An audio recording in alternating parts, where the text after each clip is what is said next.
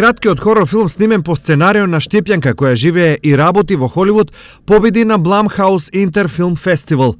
Филмот насловен Фотобомбд, за чие сценарио се потпишува 28 годишната Штипјанка Александра Миланова, истовремено ги освоил гласовите и од жирито и од публиката.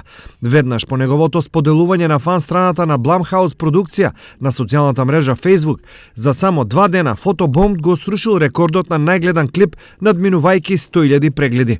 Blumhouse продукцијата, која се јавува како организатор на фестивалот кој се одржа во мај годинава, се раководи по модел на висок концепт и низок буџет, по кој е структуриран и самиот фестивал со цел да се потикне креативноста на учесниците.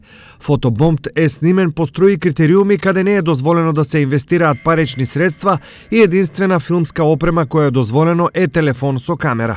Инаку Blumhouse е дом на најголемите хорор франшизи од последниве неколку години.